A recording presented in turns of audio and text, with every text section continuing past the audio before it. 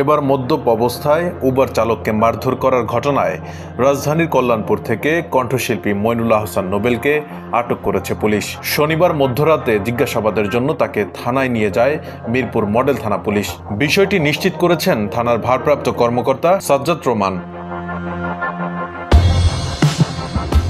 প্রত্যক্ষদর্শী ও থানা সূত্রে জানা যায়, মধ্যরাতে মদ্যপ অবস্থায় উবার চালকের সঙ্গে মারামারি করেন কণ্ঠশিল্পী নোবেল। উবার চালক জানান, উবার অ্যাপের মাধ্যমে একটি প্রাইভেট কার ভাড়া করে গন্তব্যস্থল হাবুলের পুকুরপাড় এলাকায় আসেন কণ্ঠশিল্পী নোবেল।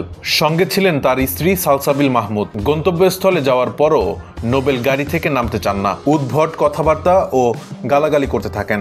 এভাবে তারা দুজন তর্কে জড়ালে এক পর্যায়ে নোবেল উত্তেজিত হয়ে ড্রাইভার আকবর হোসেনকে মারধর করেন। ঘটনা দেখে উৎসুক জনতা জড়ো হন এবং নোবেল জনতার তোপের মুখে পড়েন। পরে ঘটনাস্থলে যায় মিরপুর থানা পুলিশ। আটক করা হয় নোবেল, ভাড়ায় চালিত গাড়ি ও ড্রাইভারকে। শনিবার মধ্যরাত পর্যন্ত এ ঘটনায় কোনো মামলা হয়নি। এ বিষয়ে মিরপুর মডেল থানার ভারপ্রাপ্ত কর্মকর্তা সাজ্জাদ রোমান বলেন, নোবেলকে জিজ্ঞাসাবাদের জন্য থানায় আনা হয়েছে। তার বক্তব্য শুনে পরবর্তী ব্যবস্থা নেওয়া হবে। এর আগে গত 24 জন নারী নির্যাতনের মামলায় জামিন পায় নোবেল।